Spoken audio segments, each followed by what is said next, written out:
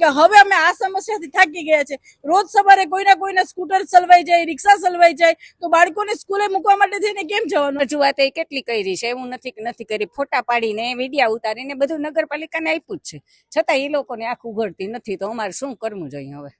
ઠેક ઠેકાણે જોઈ શકો સુરુચિ સ્કૂલની પાછળનો એરિયો છે શ્રીજીનગર। આ એરિયાની અંદર ટોટલી ઘણી બધી જગ્યાએ આપણે જોઈ શકો છો ખાડા છે, ત્યાં બાળકો પડે છે, સ્કૂટરો ખૂંચી જાય છે, ફોર વ્હીલર્સ નીકળે એના પણ વ્હીલ ખૂંચી જાય છે। તો આટલી બધી સમસ્યા છે।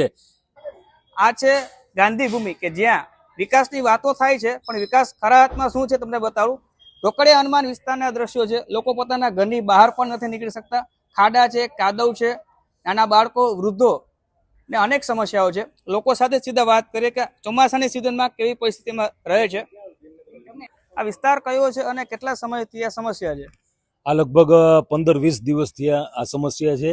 જ્યારે આ ભૂગર્ભ ગટરનું કામ માટે અહીંના જે પણ વ્યક્તિઓ અહીં આવ્યા હતા, ત્યારબાદ આ એરિયાની અંદર એ વ્યક્તિઓ પાછા આવ્યા જ નથી।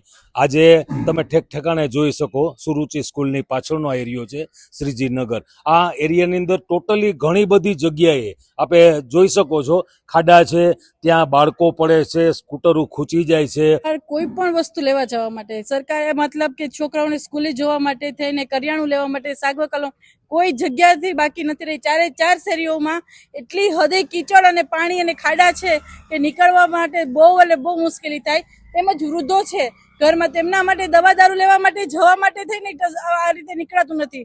આ સમયની અંદર તંત્ર અત્યારે ક્યાં સૂતું છે? જો મહાનગરપાલિકા પોરબંદર બનવા જઈ રહ્યું છે, બની ગયું છે, પણ છતાંય પણ અત્યારે અહીંયા જોવા માટે કોઈ આવતું નથી, કારણ કે હવે અમે આ સમસ્યાથી થાકી ગયા છે। રોજ સવારે કોઈના કોઈના સ્કૂટર ચલવાઈ જાય, રિક્ષા ચલવાઈ જાય, તો બાળકોને સ્કૂલે મૂકવા માટે થઈને કેમ જવાનું? આ 4 મહિનાનો પ્રશ્ન છે, તો 4 મહિના શું ઘરમાં તો ના બેસી શકાય ને? ગામડા કરતા પણ વધારે સ્થિતિ ખરાબ છે પોરબંદરના અલગ અલગ વિસ્તારની। અત્યારે તો તમે જોઈ શકો છો પરિસ્થિતિ શું છે। અને અમારી પરિસ્થિતિ વરસાદ નહીં, ગટરનું અને આ જ્યારે ગેસની લાઈનનું કામ થયું ત્યારની અમારી પરિસ્થિતિ ખરાબ જ છે। અને અમે રજૂઆત એ કેટલી કરી છે, એવું નથી કે નથી કરી। ફોટા પાડીને વિડીયા ઉતારીને બધું નગરપાલિકાને આપ્યું જ છે, છતાં એ લોકોને આંખ ઉઘડતી નથી। તો અમારે શું કરવું જોઈએ હવે?